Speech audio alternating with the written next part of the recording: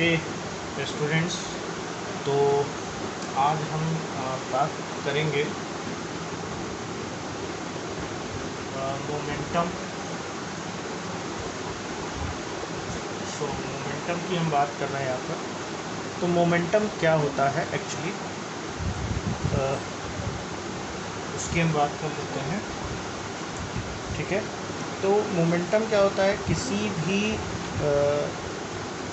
Object का जो momentum होता है उसको हम डिफ़ाइन करते हैं मास और उस पे जो वेलोसिटी होता है उनका मल्टीप्लिकेशन जो है उनको हम उसका मोमेंटम कहते हैं।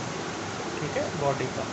ठीक, तो मोमेंटम थोड़ा सा ऊपर हमने लिख दिया, हम नीचे लिखते हैं।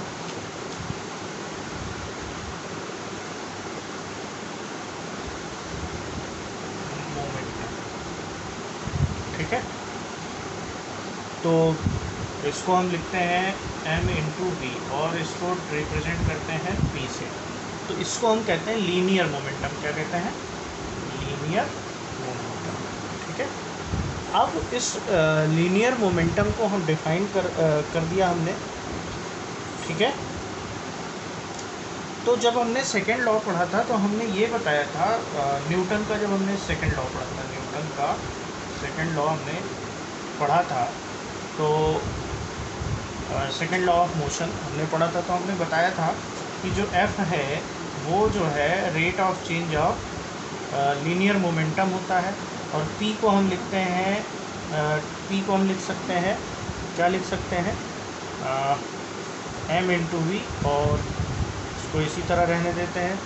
ठीक है, तो m बाहर हो जाएगा और dv ओवर dt, इसको हम क्या लिख सकते हैं, एक्सीलरेशन है।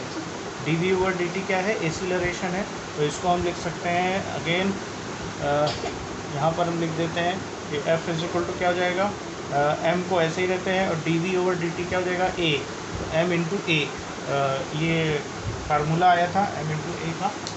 सेम अगर मैं बात करूँ कि मोमेंटम जो है कंजर्व्ड होता है, या कंजर्वेशन ऑफ मोमेंटम की अगर हम बात करें तो कंजर्वेशन ऑफ मोमेंटम, या मैं कह सकता हूँ मोमेंटम का संरक्षण। ठीक है, संवेग मोमेंटम को क्या कहते हैं, संवेग। तो संवेग यानी मोमेंटम, कंजर्वेशन ऑफ मोमेंटम की अगर हम बात करें तो इस तरह से लिखेंगे, कंजर्वेशन ऑफ लीनियर मोमेंटम। ठीक है, सो लीनियर मोमेंटम की बात कर रहे हैं। ठीक, तो इसको हम इस तरह से लिखते हैं कि कंजर्वेशन ऑफ मोमेंटम को लिखने के लिए हम यहाँ पर पूरा स्टेटमेंट इस तरह से लिखेंगे कि when no external force, when no external force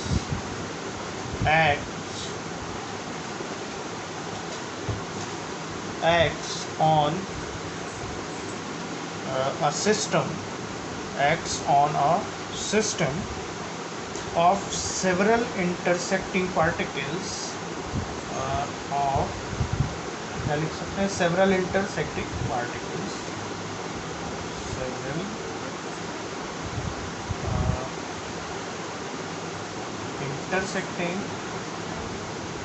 intersecting का मतलब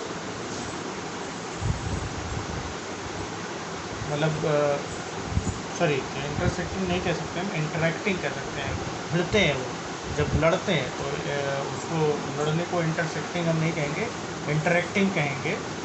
इंटरेक्ट हो रहे हैं तो इंटरेक्टिंग लिखेंगे, interacting particle.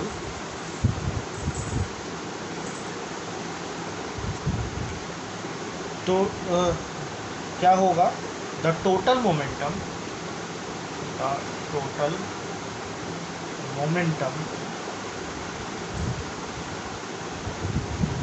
Of the system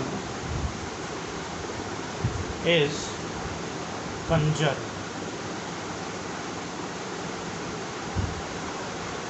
ठीक है, तो ये आप इसको यहाँ से यहाँ तक डेफिनेशन इसको लिख सकते हैं। उसके बाद जो डेफिनेशन आप लिखेंगे, यानी आप इस तरह से लिख सकते हैं कि टोटल जो मोमेंटम है, यानी P1 plus P2 plus P3 plus P4 and so on is equal to 0। ठीक है, Here's what I found on the web. ठीक है। तो ये आप इस तरह से लिख सकते हैं। उसके बाद आप क्या लिखेंगे, इसको और आसानी से समझते हैं। इसको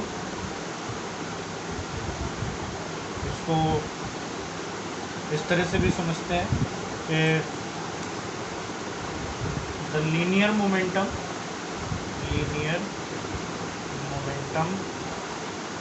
बिफोर कोलिजन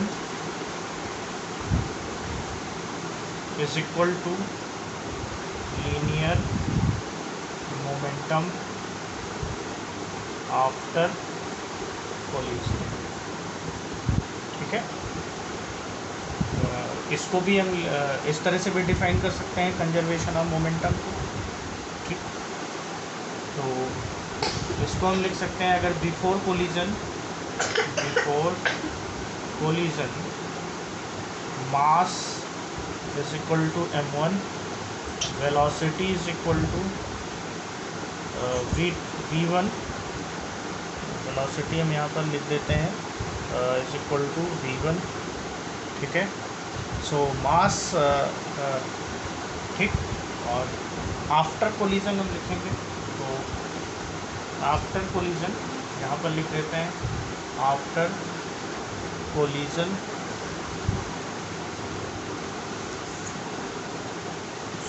कर देते हैं, यहाँ पर हम लिखते हैं आफ्टर कोलिजन।